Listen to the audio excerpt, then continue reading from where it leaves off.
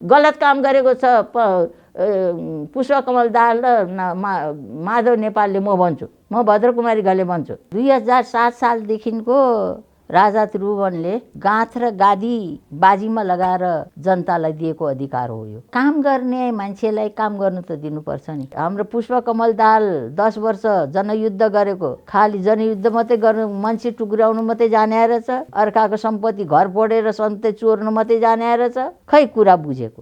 केपी ओलीलाई महाधिवेशनले अध्यक्ष बनाएर ल अब पार्टी हाँक भनेपछि उसले पार्टी हाँक्यो। ऊ भनिरहेको छ 5 वर्ष मलाई काम गर्नु देऊ, त्यसपछिबाट म कुनै पद खोज्दिनँ भनेर भन्दै पनि त्यो पुष्पकमल दाहाललाई सम्झाउँदा पनि आफ्नै दलले यो स्थिति गराएको छ। चतुरा हुन् ओली, चतुरो भए तापनि एक्लो भएपछि केही लाग्दैन नि। सबै साथीहरू एकतिर गए, ओली एक्लो भयो। सबै नेपालीहरूले ओलीले गलत गरे, ओलीले गलत गरे छैन, सांसद भङ्ग गरिदेऊ। ल लुले त अविश्वासको प्रस्ताव मलाई ल्याउने ला भनेर छक्का हानिदेऊ सबैलाई। सर्वोच्चले के निर्णय गर्छ, तर ओलीले एउटा नेताले गर्ने काम गरेको हुनाले मलाई ओली मनपर्छ। हुन त ओलीजी र मेरो फेस टु फेस भएको छैन अघि। उहाँ झापाको, म जनकपुरको पञ्चायती व्यवस्थामा राजनीति गर्यो, दलीय व्यवस्थामा राजनीति गर्न हामीलाई दिएन। जनजाति पार्टी खोलेको थियो, खगेन्द्रजङ गुरुङ अध्यक्ष, काजीमान कन्दम्बा महासचिव, म कोषाध्यक्ष भएर।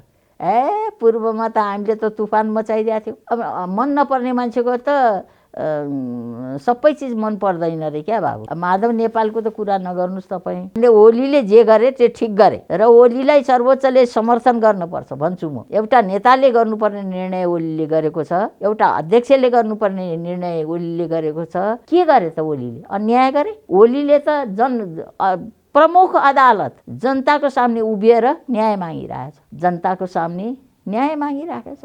त त्यो गलत हो? यहाँ बसेर झगडिरहनु, रेके गर्नु, कहिले यता सडक तताउनु, कहिले उता सडक तताउनु, कहिले यता आन्दोलन गर्नु, त्यो राम्रो काम होइन। कालो पञ्चायती व्यवस्था भन्छन्। अब अहिले त्यही कालो पञ्चायती व्यवस्थामा बनेको सभागृह, त्यही कालो पञ्चायती व्यवस्थामा बनेको त्यो भिरकुटी मण्डप, त्यही कालो पञ्चायती व्यवस्था बनेको एकाडेमी उपयोग गरिरहेछन् यिनीहरूले। आफूले नयाँ केही थप्नु सकेको छैन। बाटो अहिले भर्खर थपिया छ। देश विकास भनेको कोही चुटकी बजाएर त हुने होइन। आफूमुखी स्वार्थी यिनीहरू देशको लागि काम गर्न आएका त देखेनन् नि। यिनलाई पद चाहियो। ल अध्यक्षमा त ओलीले हरायो, सुनियोजित ढङ्गले योजना गरेर। जनताको भोटमा चाहिँ कसले हरायो त? त्यो पनि ओली नै पुगे त। दुई ठाउँबाट लडेको उहाँ, दुई ठाउँमा हार्नुभयो।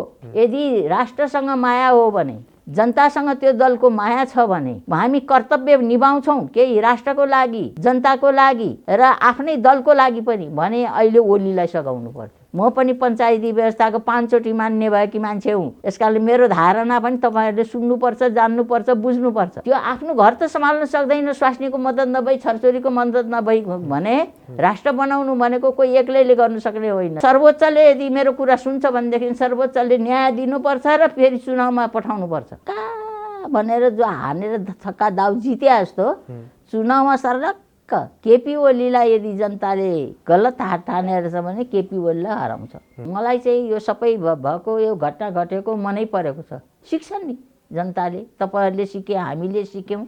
माओवादीको टाइममा माओवादीहरू चन्दा लिन आउँथे, मैले दिन्थेँ। किन दिन्थेँ भने हामी जनजातिहरूलाई कहिल्यै नजाग्ने। अब अहिले तकको राजनीति गर्ने व्यक्तिहरूले देशको समस्या पनि बुझेका छैन, जनताको समस्या पनि बुझेका छैन। उरुन्ठ्याउले अर्बौं खर्बौंको पैसा त्यसै बर्बादमा गएको छ। यस कारणले देश बुझ्ने त आज तक एउटा दल पनि आएको छैन। यो ओलीले गर्छ कि भन्थ्यो, यो ओली पनि उली गरेर अब यसै जाला जस्तो छ।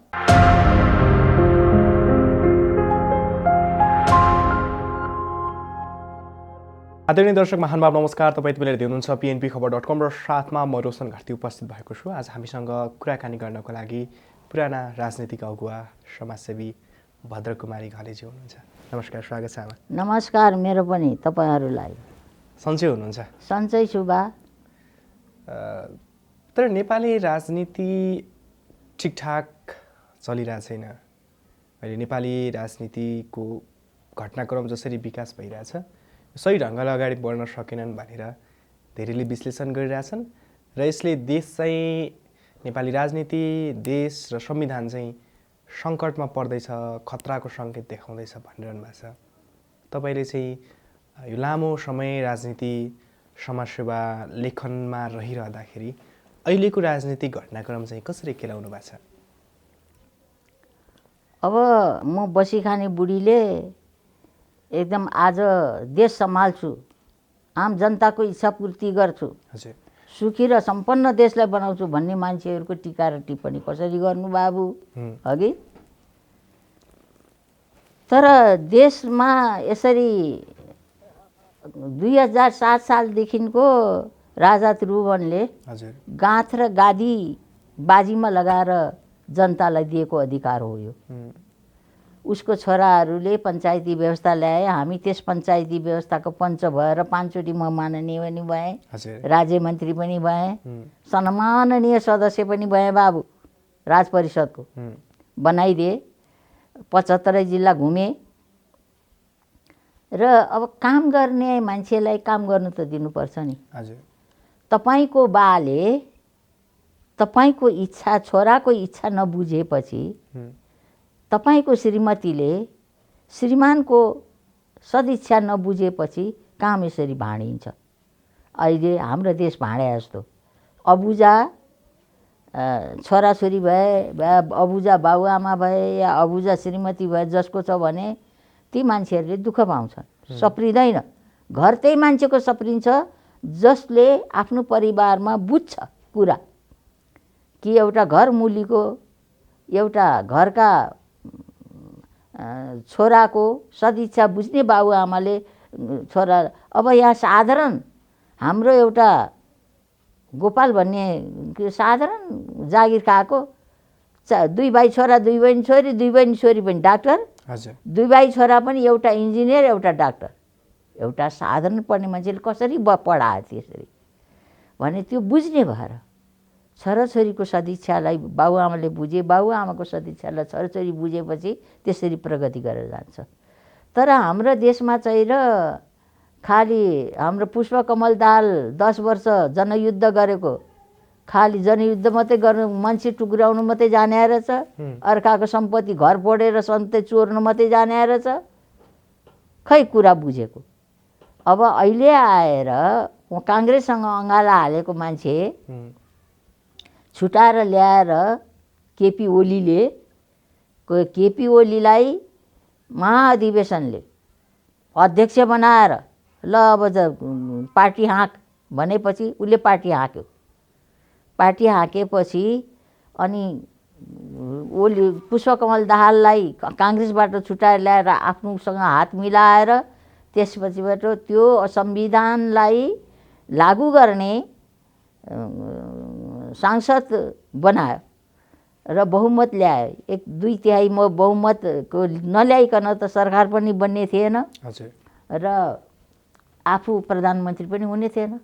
त त्यसरी प्रधानमन्त्री भएको मान्छेलाई ऊ भनिरहेको छ 5 वर्ष मलाई काम गर्नु देऊ, त्यसपछिबाट म कुनै पद खोज्दिनँ भनेर भन्दै पनि त्यो पुष्पकमल दाहाललाई सम्झाउँदा पनि आफ्नै दलले यो स्थिति गराएको छ।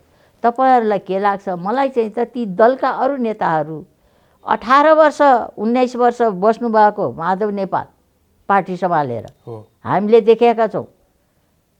त त्यो बेलामा तिनले के चारचार जुटाए? केपी ओलीले त अध्यक्ष भएको बेलामा 2/3 मत ल्यायो अनि राष्ट्रपति पनि आफ्नो दलको राष्ट्रपति बनायो। जस्तै पनि त्यही दलबाट आएको मान्छेले त केही कुरा त सुन्छ नि त। नभए अहिले 2 घण्टा पहिले त्यो अविश्वासको प्रस्ताव ल्याइरहेको त्यो संसदमा त्यो त्यति छिटो काम नगरेको भएदेखि त्यो ओलीलाई काम गर्नै दिँदैन थियो, मन्त्री बन्नै दिँदैन थियो भनेदेखि अब 2 बजे ओलीले निर्णय गर्यो, सांसद विघटन गर्यो, 3 बजे त यिनीहरूले अविश्वासको प्रस्ताव ल्यायो भने चतुरा हुन् ओली। चतुरो भए तापनि एक्लो भएपछि केही लाग्दैन नि, सबै साथीहरू एकतिर गए, ओली एक्लो भयो। तर ओलीले सबै नेपालीहरूले ओलीले गलत गरे, ओलीले गलत गरेको छैन। एउटा नेताले गर्नुपर्ने निर्णय गर्यो, कि एउटा नेताले ऐन मौकामा कुन बेलामा कस्तो निर्णय गर्नुपर्छ त्यो निर्णय गर्न ओलीले गरेर यसरी सांसद भङ्ग गरिदियो। ल लुले त अविश्वासको प्रस्ताव मलाई ल्याउने ला भनेर छक्का हानिदियो, सबैलाई छुट्टी गरिदियो भनेदेखि अब त्यो भिन्दै कुरो हो। सर्वोच्चले के निर्णय गर्छ, तर ओलीले एउटा नेताले गर्ने काम गरेको हुनाले मलाई ओली मनपर्छ। हुन त ओलीजी र मेरो फेस टु फेस भएको छैन अघि, उहाँ झापाको, म जनकपुरको। जनकपुरमा बसेर मैले राजनीति गरेको, पञ्चायती व्यवस्थामा राजनीति गरेँ, दलीय व्यवस्थामा राजनीति गर्न हामीलाई दिएन। जनजाति पार्टी खोलेको थियो, खगेन्द्रजङ गुरुङ अध्यक्ष, काजीमान कन्दम्बा महासचिव, म कोषाध्यक्ष भएर। पूर्वमा त हामीले त तुफान मचाइदिएको थियो भनेदेखि हामीलाई यो साम्प्रदायिक भयो अरे। के साम्प्रदायिक बोल्नु भन्नुहोस् त बाबु। यो देशमा केही पनि नाम राख, केही पनि गर, यो देशको नेपाली होइन भने होइन भन, नेपाली हो भने हामीले जे नाम राखेर आए पनि साम्प्रदायिकता यसो भनेर हामीलाई छुट्याउनुहुन्छ। यसो जुङ्गाले कुरा बुझ्यो भने मैले चाहिँ छट्ट राजनीति छोडेर अनि समाज सेवातिर लागेँ। त्यो अहिले भद्रकुमारी घले सेवा सदन बसेर पिछडेको जाति, पिछडेको वर्ग, पिछडेको क्षेत्र, आर्थिक स्थितिमा पिछडेका परिवारको 25 जना वर्षैपछि ल्याएर उच्च शिक्षा गराउने, म्याट्रिक पढेपछि जसले आफ्नो छोराछोरी पढाउनु पर्दैन त्यस्तालाई म पढाउँछु भनेर 5000 बङ्गुर, 5000 कुखुरा, 5000 माछा, 40वटा गाई पालेर 15 बोरा चामल खाने मान्छे पालेको थिएँ मैले। त्यसरी सुरु गरेको ठाउँ हेर बाबु हो। मान्छेले अघि तपाईँले भन्नुभयो युवाहरूलाई केही भन्नुहोस्, अचेल मैले खालि युवालाई भन्ने कुरो मात्रै भन्छु, बुढौलीको गन्थन मात्रै लेख्छु, अरू सब विषयहरू छोडिदिइसकेँ। अहिले त यहाँ सोधिहाल्नुभयो, सोधेको कुरो त आफूलाई आउँदो त भन्नु पर्यो। र राम्रो चाहिँ गरेको होइन, यी दुवै पक्षले राम्रो गरेको होइन, तर ओलीको निर्णय चाहिँ मनपर्छ मलाई। एउटा नेताले गर्नुपर्ने निर्णय गरेका छन्।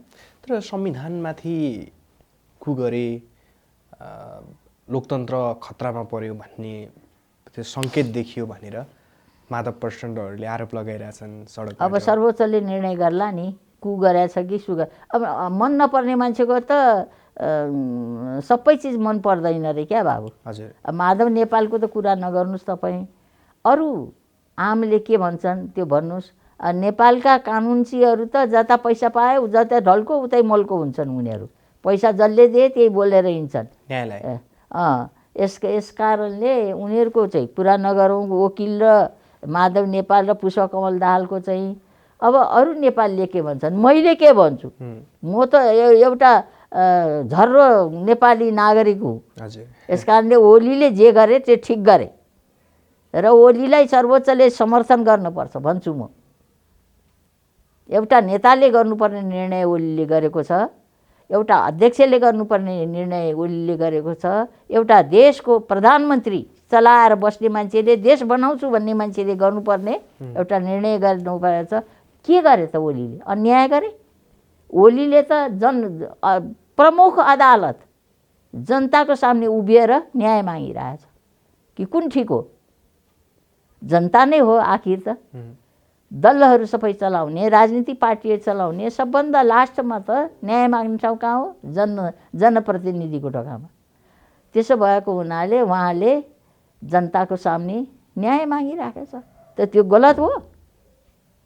यहाँ बसेर झगडिरहनु, रेके गर्नु, कहिले यता सडक तताउनु, कहिले उता सडक तताउनु, कहिले यता आन्दोलन गर्नु, त्यो राम्रो काम होइन। यही काम हो राम्रो हो।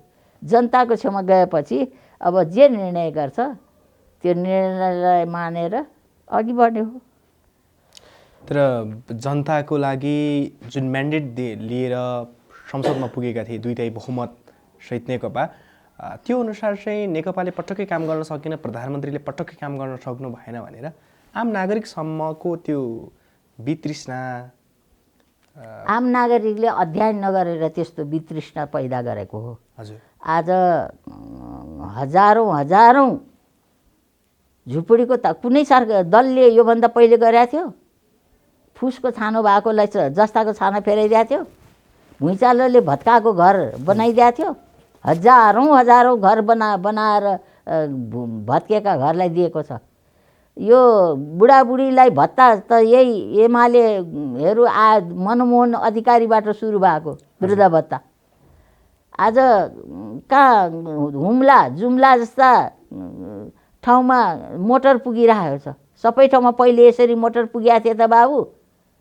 तपाईँ त जन्मेको नि थिएन होला। म चाहिँ भर्खर 90 वर्षकी भएको छु भनेदेखि म त पहिले घुम्दाखेरि पैदलै घुमेको हो भने अहिले अब के भने यिनीहरूले आफ्नो प्रचार आफूले गरेको कामको प्रचार पनि साथसाथमा गर्नु पर्थ्यो कि यति दिनको एकचोटि पढाइदिनु नि, यतिवटा पुल बन्यो, यतिवटा बाटो बन्यो। पूर्व पशु राजामा हुन त काठमाडौँमा राजा कालो पञ्चे, यो कालो पञ्चायती व्यवस्था भन्छन्।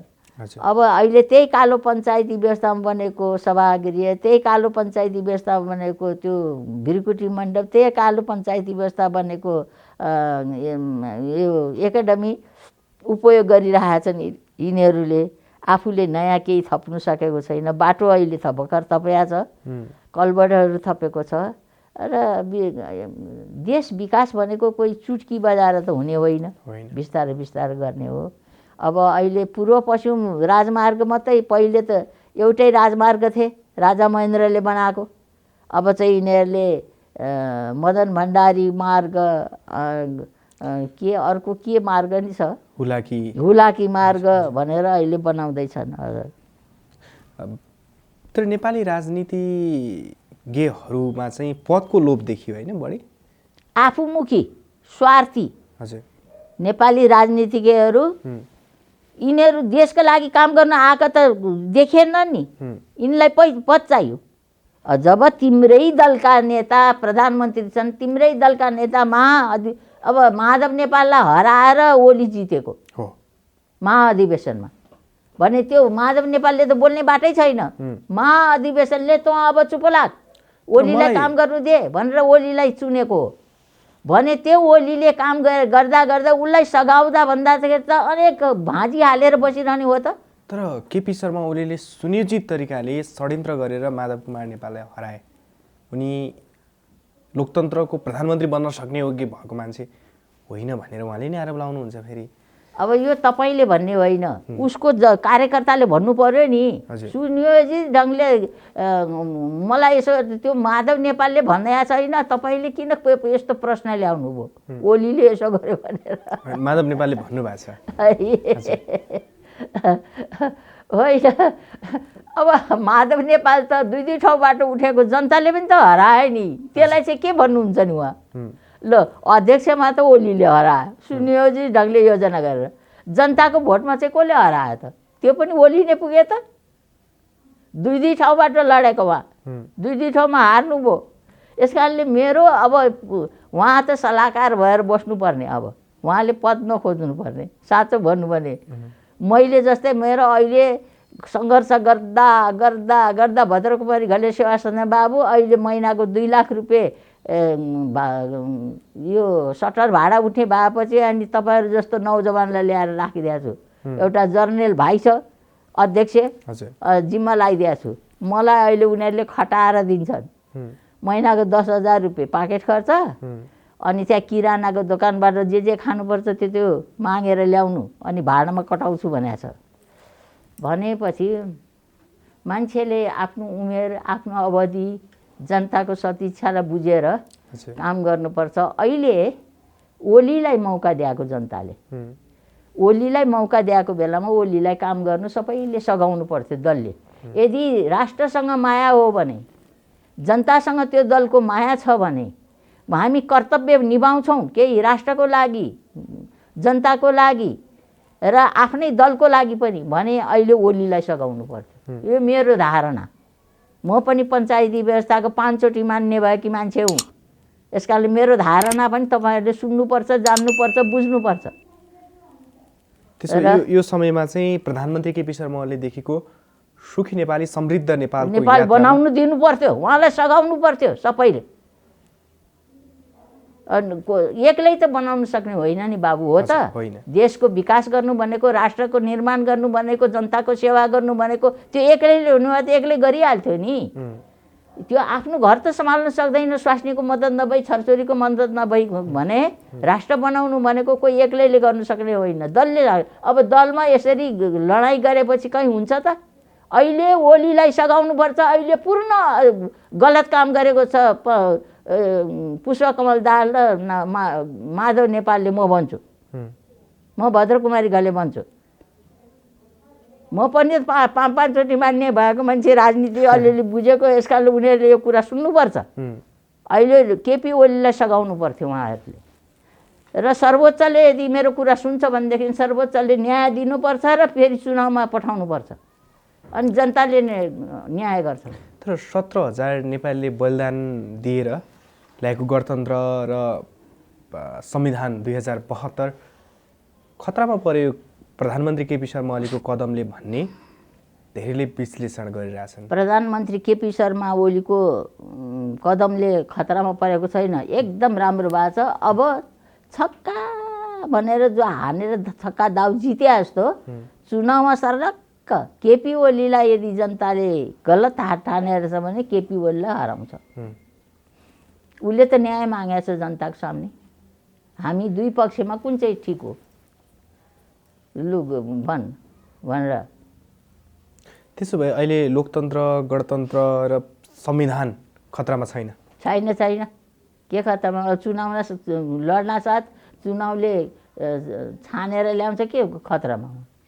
झन् बलियो। यो सिक्नुपर्ने बाबु। हजुर। सबै कुनै पनि वादले अगाडि बढ्दाखेरि प्रत्येक प्रकारको समस्याहरूसँग लडेर, प्रत्येक प्रकारको समस्याहरूसँग भिडेर, प्रत्येक प्रकारको समस्याहरूको अनुभव गरेर जानु सक्नुपर्छ।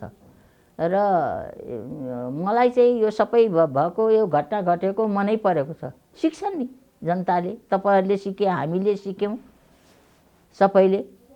भनेको जनता शिक्षित हुन्छन्, ज्ञान भयो नि त। यस्तो यस्तो गरे पनि यस्तो हुँदो रहेछ, यस्तो यस्तो गरे पनि यस्तो गर्दो रहेछ, सबैको ज्ञान भयो। तपाईँहरू जस्तो मसँग जस्ती बुढीको सामने आउनुभयो इन्टरभ्यू लिन। हजुर। तर तल्लो स्तरमा आएर उनीहरूले एक अर्कालाई गाली गलौज गरे, केही समय अगाडि देवत्वकरण गरिरहेको थिए। राजनीति कति घिनलाग्दो हुन्छन् भने त्यो पनि नमुना देखाएको। सिक्नुपर्छ राजनीति गर्ने व्यक्तिले, कुन चाहिँ ठिक हो कुन चाहिँ बेठिक हो। अहिले जो एक दुसराको पहिले हात मिलाएर त्यो 2/3 बहुमत ल्याएको बेलामा त्यही उनीहरू सबैजना खुसी भएर ओलीलाई नेता बनाए, अनि सांसदको नेता बनाए, अनि प्रधानमन्त्री भयो भनेदेखि अहिले त्यही मान्छेलाई फेरि आफैले यो ठिक छैन भन्नु राम्रो हो? महाअधिवेशनले अध्यक्ष बनाएको व्यक्तिलाई, सांसदले चुनेर नेता बनाएका अनि देशको प्रधानमन्त्री भएर देश चलाइरहेको मान्छेलाई फेरि अहिले ठिक छैन भनेर भन्दाखेरि तपाईँ हामी सबैले ठिक छैन भन्नु राम्रो हो? ठिक छ, ओली एकदम ठिक छ, ओलीले गर्नुभएको काम एकदम ठिक मलाई लागेको छ। प्रचण्ड प्रवृत्ति ठिक भएन? भएन। उनीहरूको एक फेर 5 वर्ष तक मद्दत गर्नु पर्थ्यो। 5 वर्षपछि यदि प्रचण्डलाई प्रधानमन्त्री बनाएन भने अनि कुरा आउँथ्यो स्वार्थी, यो पनि स्वार्थी भयो भनेर। तर 10 वर्ष जनयुद्ध त सफल बनाएका थिए प्रचण्डले। त्यस पछाडिको राजनीतिक घटनाक्रम हेर्दाखेरि उनी जसरी 2 पटक प्रधानमन्त्री बने र 35 वर्षदेखि उनी पार्टीको प्रमुखको हैसियतमा रहँदै आएका छन् अहिलेसम्म। त्यस हिसाबले उनको राजनीतिक चरित्र चाहिँ कस्तो देख्नुहुन्छ प्रचण्डको? कसको? प्रचण्डको। प्रचण्डजीको? हजुर। होइन, मलाई त प्रचण्डजी पनि मन पर्थ्यो। त्यो म बाबु हुन त माओवादीले लगेर मेरो आमा चाहिँ र जिम्मेदार। हजुर। हाम्रो खेतमा झन्डा पनि गाडे, घरमा झन्डा पनि गाडे, गोठमा झन्डा पनि गाडे, सबथोक गर्यो। पञ्चायती व्यवस्थामा म 5 चोटि माननीय पनि भइटोपले, राज्यमन्त्री पनि भइटोपले, सबै गरेको। तर यहाँ म कहाँ माओवादीको टाइममा माओवादीहरू चन्दा लिन आउँथे। मैले दिन्थेँ। किन दिन्थेँ भने हामी जनजातिहरूलाई कहिल्यै नजाग्ने, यत्रो माओवादीले झकझकाउँदा पनि हामी जनजातिको अझै पनि निद टुटेको छैन बाबु। हामी तिख्रनु सकेका छैन। यो देशको आदिवासी, मूल आदिवासी जनजातिहरू अझै सतर्क भएको छैन। के गर्दाखेरि हामी त्यो लाउरे पनि नबनाइदिएको भए, मित्र राष्ट्रहरूले हामीलाई लाउरे पनि नबनाइदिएको भए हामीले परिवार पाल्नु सक्ने थिएन। यस कारणले देशको बागडोर सम्हाल्न त परै जाओस्। त्यो जनजाति महासङ्घ म जस्तालाई दिएको भए यति बेला म बृहत सङ्ग्रहालय बनाउँथेँ। त्यो आज मैले भद्रकुमारी घले सेवा सदन कुनै व्यक्तिसँग एक पैसा मैले अहिले चन्दा लिएको छैन। नेपाल सरकारसँग नि एक पैसा लिएको छैन। च्याउपला जस्तो यो देशको डोनरहरूसँग नि मैले एक पैसा लिएको छैन। एक पैसा लिएको छैन। यस कारणले त्यसरी बस्दा पनि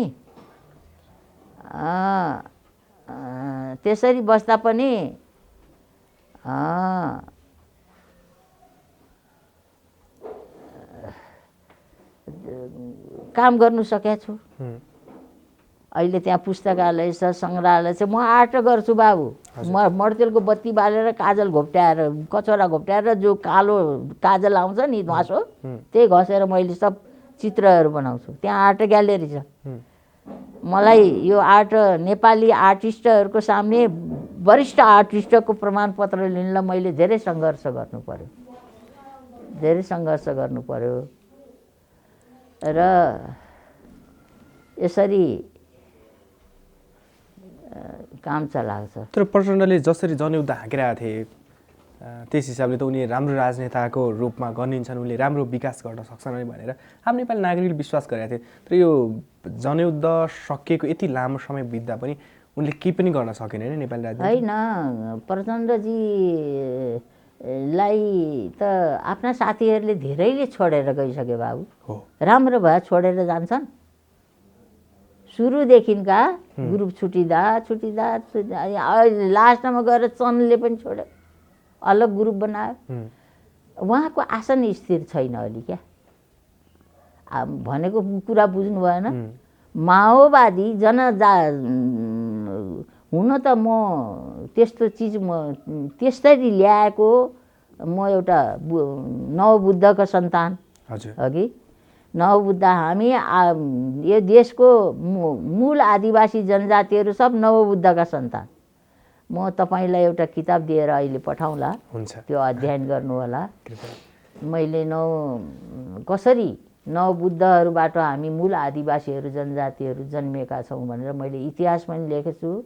812 पेजको अनि 575 पेजको वेद लेखेको छु। त्यो पढ्नुपर्छ सबै जनजातिले। मसँग अलिक किताब कम छ र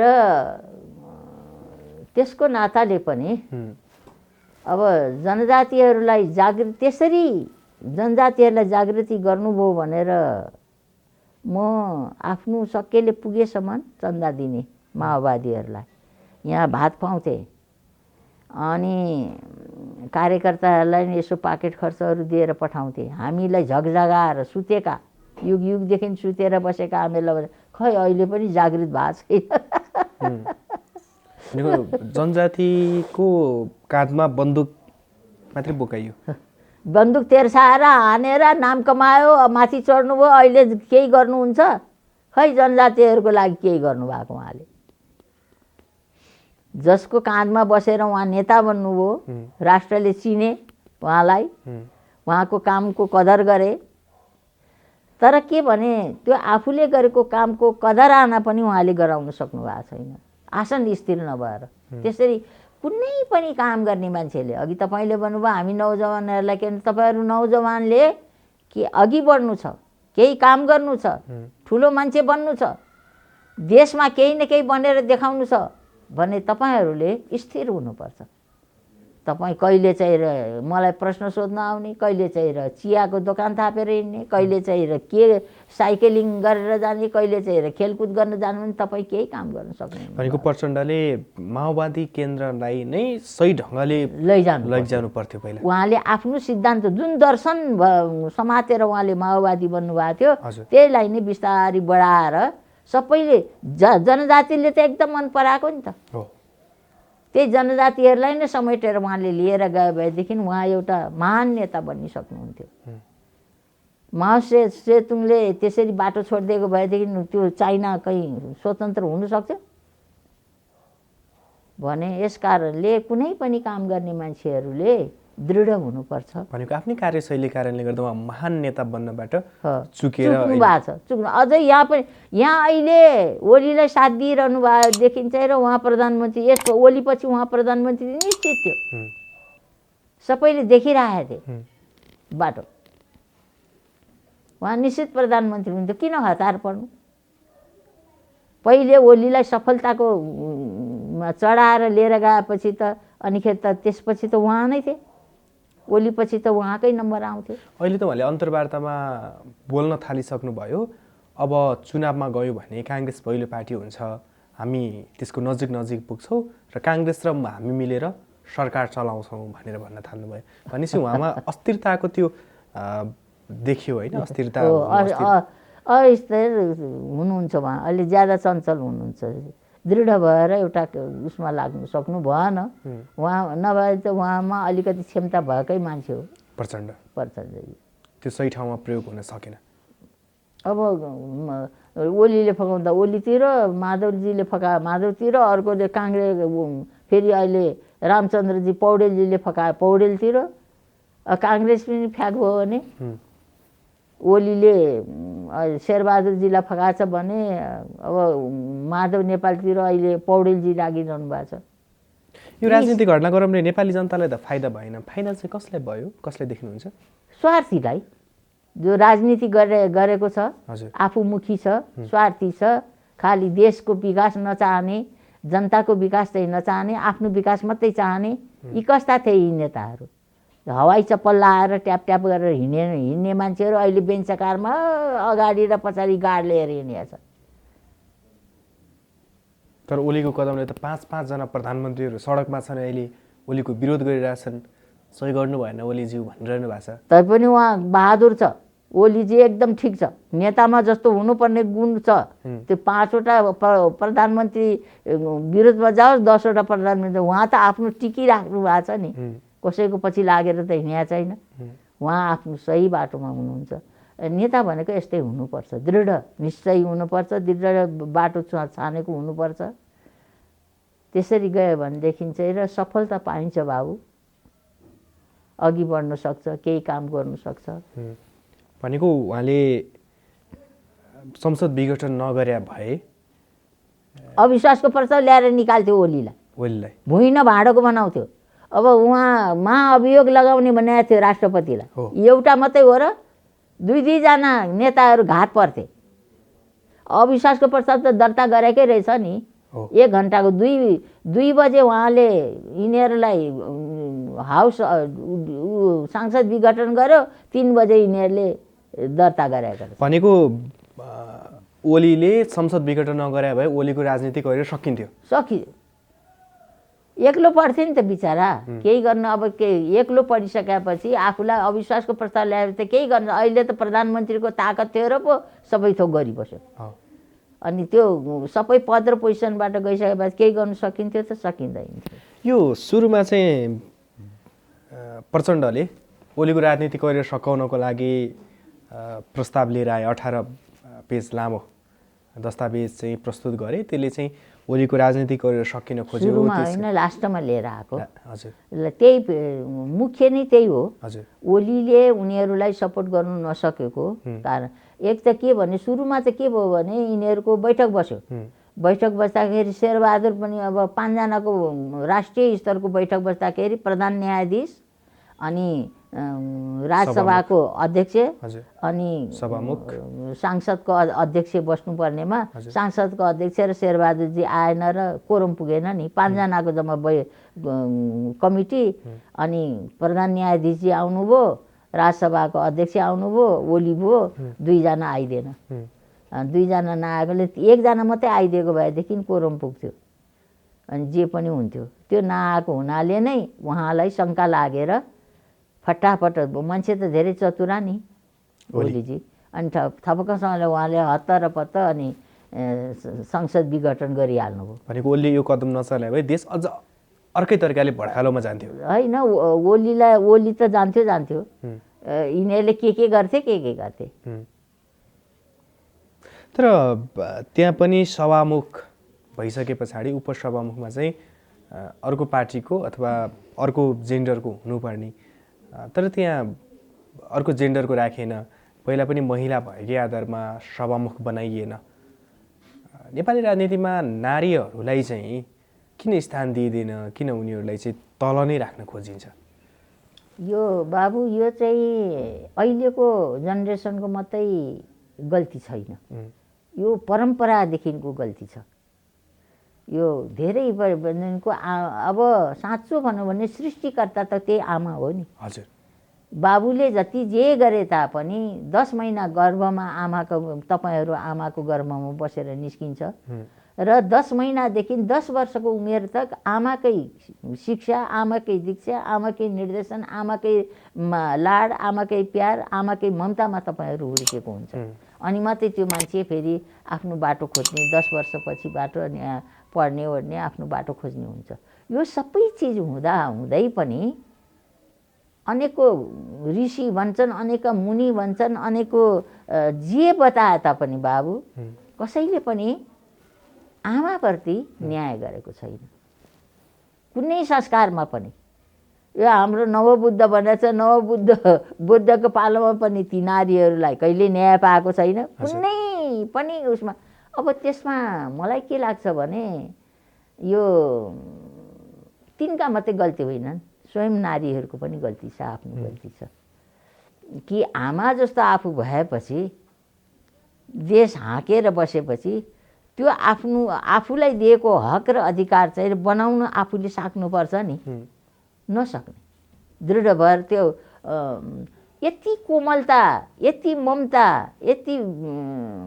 वात्सल्यता आमामा भरिदिएको छ त्यसैमा रोमलेर बस्छे बिचरा त्यो आमा त त्यसैमा रोमलेर बस्छे त्यो कहिलेकाहीँ चाहिँ अब काली जस्तो केही लागेन देवगण सब हारे ब्रह्मा विष्णु महेश देव शिव सबै हारे हगि केही नलागेर राक्षसहरू प्रचण्ड भएपछि अनि ती आमा शक्ति चाहिँ उठेर काली बनेर सबैलाई ध्वस्त पारेको समयमा पारेछ नि यो दुर्गा काली यस्तो भनेर जो निकालेको त्यो त्यही हो कि जुन बेलामा रिस उठ्दैन आमालाई रिस उठेपछि चाहिँ र कसैलाई बाँकी राख्दैन स्वयं त्यो शिव पनि सक्दैन थियो सुतेर ढङ्ग सुतेपछि अनि बल्ल कालीको पावरलाई तल गरेको छ त्यस्तो चाहिँ त्यो शक्ति भएको मान्छे हो नारी र नारीले आफूलाई पनि सम्हाल्न नसक्ने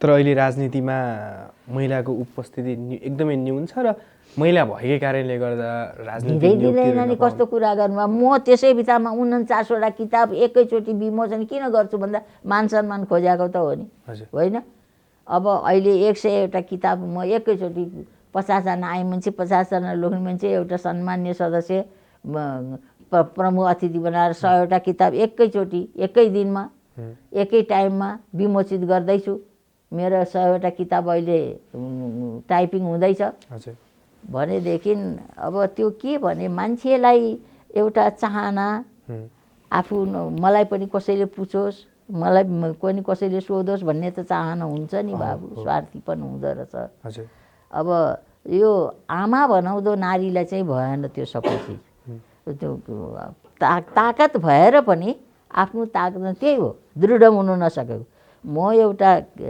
किसानकी छोरी जस्तै गुरुङकी छोरी भएर काठमाडौँको थलोमा आएर कसैसँग एक पैसा नलिकन त्यत्रो संस्था उहाउनु सकेको छु मैले। अहिले अर्बौँको संस्था छ बाबु मेरो। 2 लाख रुपियाँ त महिनाको भाडा उठाउँछु मैले भने त्यत्रो संस्था बनाउन सक्ने क्षमता लगनशील भएर लाग्यो भने हुँदो रहेछ नि त। 5,000 बङ्गुर पालेको, 5,000 कुखुरा पालेको, 5,000 माछा पालेको, के कुरा गर्नुहुन्छ? कुरा गरेर साध्यै छैन त्यहाँ। तर अहिले त्यो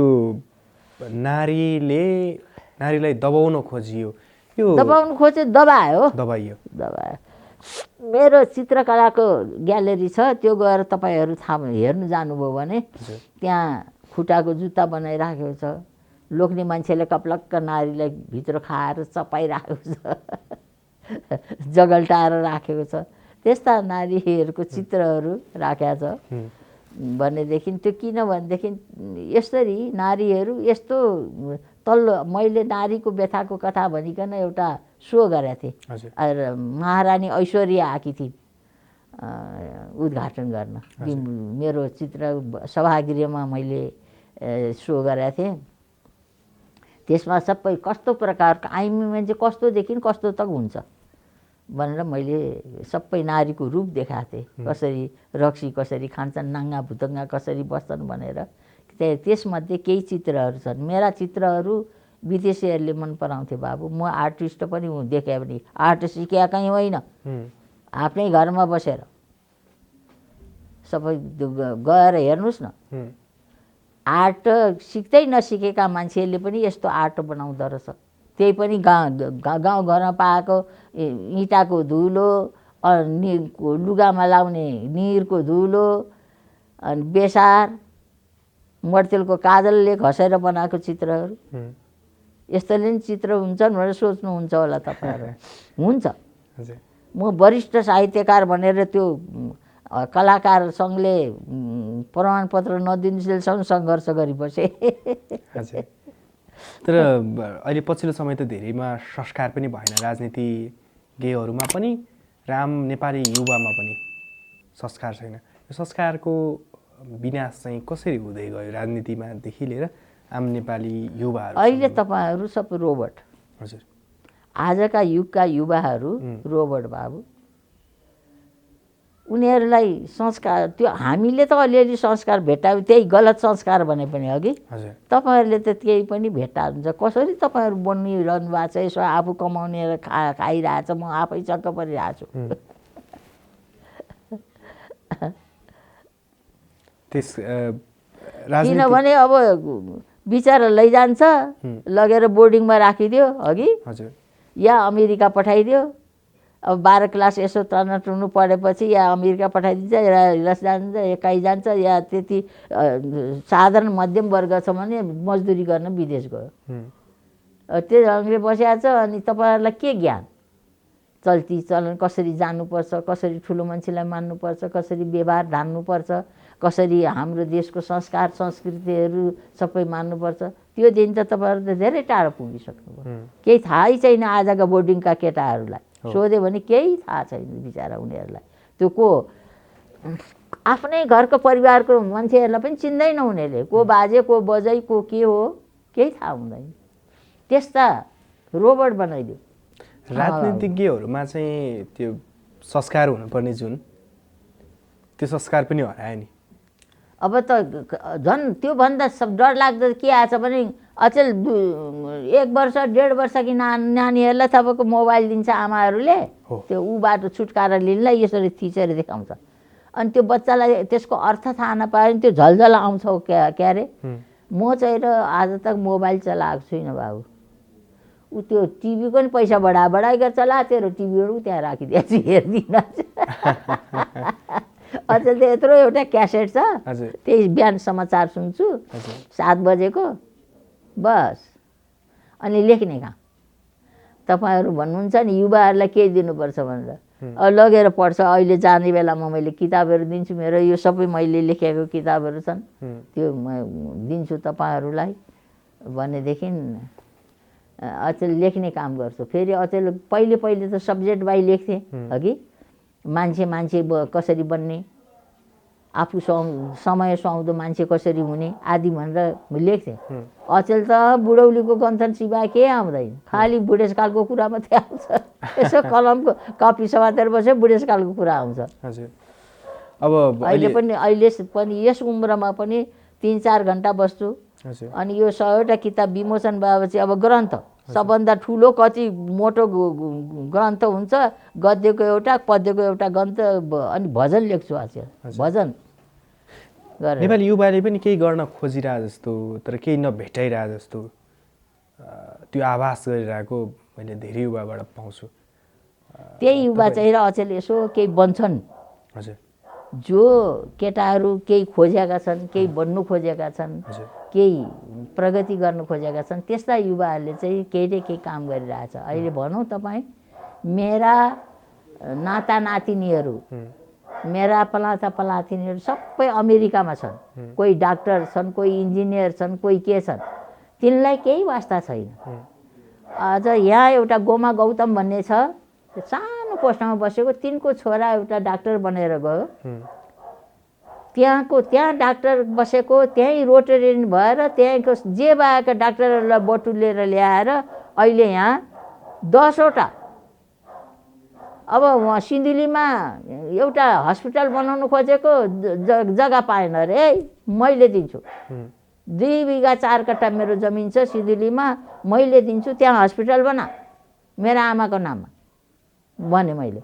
अनि यो शनिबार उनीहरू जाँदैछ। अहिले हेटुरामा बनाइरहेको छ। एउटा मेरा नाता नातिनी डाक्टर भएर नि जागिरे भएको छ। यसो त्यो जनजातिको लेखेको बोजूले 141वटा किताब त विमोचन गरिसकेँ मैले। बोजूले के लेख्यो ल्यायो भने यसो हेर्ने छैन। कस्ता डाक्टर कस्ता त्यो कतिचोटि छुट्टी लिएर आए। एउटा किताब बोजू किताब लेख्छ, के लेख्छ तपाईँले त कमसेकम भन्नुभयो कि आजकलको युवालाई तपाईँले के भन्नुहुन्छ भनेर। मेरो नाता नातिनी त त्यति पनि भन्दैन। ऊ मौका पाएको बेलामा चौका हान्नु कति जानेको छ। त्यो एउटा साधारण घरको एउटा लेखनदासको छोराले डाक्टर बनेर आएपछि अहिले धम्मा 10वटा योजना छ त्यस्ता रोड। उहाँ अझै आमा चाहिँले के गर्छ, गान्धी आश्रमको मैले महासचिव बनाइदिएको, थपक्क 2 कट्ठा जमिन लिएर त्यहाँ कपास रोपेर कपासको लुगा तिनै कारखाना चलाउने। अनि त्यो हस्पिटलमा खालि त्यही कारखानाको लुगाहरू राख्ने, युज गर्ने। अनि उनीहरूले भन्यो जति तपाईँको उत्पादन हुन्छ त्यो सबै हामी उहाँको रोटेरियनहरूले लैजान्छौँ, बाँकी लुगा चाहिँ किनेर तपाईँको हस्पिटललाई एउटा आय आर्जनको बाटो हुन्छ भनेछ। अनि मैले भने कि मेरो तैले सिन्धुलीमा जग्गा पाएन, ल म दिन्छु भने। अब नेपाली राजनीति अब सही ढङ्गले देश विकासको लागि चाहिँ कस्तो बिन्दुहरू भयो भने चाहिँ सही तरिकाले देश अगाडि बढ्ला? अब अहिले तकको राजनीति गर्ने व्यक्तिहरूले हजुर देशको समस्या पनि बुझेका छैन, जनताको समस्या पनि बुझेका छैन। उरुन्ठ्याउले अर्बौँ खर्बौँको पैसा त्यसै बर्बादमा गएको छ। यस कारणले देश बुझ्ने त आज तक एउटा दल पनि आएको छैन। यो ओलीले गर्छ कि भन्थ्यो, यो ओली पनि उली गरेर अब यसै जाला जस्तो छ। यस्तो भएपछि कसरी काम गर्नु सक्छ? भनेको अरू कसैबाट विश्वास गर्न सकिँदैन देश विकास गर्छ भन्ने। खै काम गर्ने मान्छे नै छैन, दल पनि छैन देशमा। देशको समस्या यो देश त बाबु, यो विश्वमा नेपालको आबहावा र नेपालको धरती, नेपालको मौसम यस्तो छ कि विश्वमा जहाँ जे रोपे पनि तपाईँले यहाँको लैजानुभयो भने त्यही अनुसारको वातावरण चाहिन्छ रोप्नलाई। तर यहाँ चाहिँ विश्वमा जहाँ जे फलफुल भयो पनि ल्याएर रोपे पनि हुन्छ। किनभने यहाँ 6वटै ऋतुले आफ्नो पूर्ण जवान बिताउने देश हो। मौसम त्यस्तो छ यहाँ, त्यसरी मिलेको छ सबै। यस कारणले यो देशमा भएको सुन जति छ त्यति अन्त कहीँ पाउनुहुन्न। यो देशमा जो पन्ना मानिकहरू छन्, जो यो देशमा सङ्गमरमरका खानहरू छन्, यो देशमा जो तामा छ, यो देशमा जो पित्तल छ, यो देशमा जो फलाम छ, त्यो अन्त कहीँ पाउनुहुन्न। यो माउन्ट एभरेस्टको यो धरतीमा यो त्यस्तो विधि छ।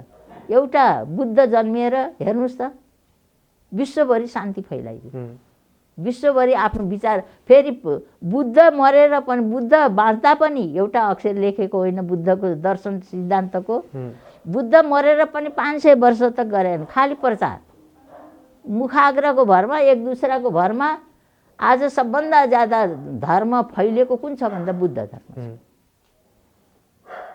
यहाँदेखि लिएर चाइना सबै बुद्ध धर्म, कोरिया जापानदेखिको लिएर सबै बुद्ध धर्म फैलिएको छ। हो, यहाँको जनजाति सबै बुद्धिस्ट छौँ हामी हुँ, भने त्यस्तो देश यो देशमा हुँदाहुँदै विश्वमा दोस्रा नम्बरको पानीको देश, पानी खान पाएको छैन तपाईँ हामीले। हो, पानीको लागि लडाइरहेको छ। आफूलाई नचिन्ने देश अब के गर्ने छ। तपाईँको साथमा भएको हुँदाहुँदै पनि यो गलबन्दी तपाईँ राखेर यसले तातो दिन्छ यहाँ बेर्नुपर्छ भन्ने तपाईँलाई ज्ञान छैन भने के गर्ने। त्यसलाई लङ्गोटी लाएर कसैले हिँड्छ भने केही छ त। त्यस्तो देश हो यो, गलबन्दीलाई लङ्गोटी लाएर हिँड्ने। किनभने संस्कार सिकाउने मान्छे नभएर संस्कारित गराउने मान्छे नभएपछि हजुर, अनिखेर त दुःख त पाउने भयो। हुँ। भएको चिज उपयोग अब जान्नु पर्यो नि। त्यसले आम नागरिकलाई पनि दुःख भयो। हो, सबै दुःख छ। खै नेताहरू यस्तो यति वर्ष जेल बसेको उति वर्ष जेल बसेको भनेर इतिहास बताउँछन्, तर मैले यति काम गरेँ यस्तो चाहिँ चिज चाहिँ बरु एउटै चिज सिकाऊ, सही जनताले सुख पाउने चिज सिकाउनु। हस् आमा, ल धेरै धेरै धन्यवाद आइदिनु भयो।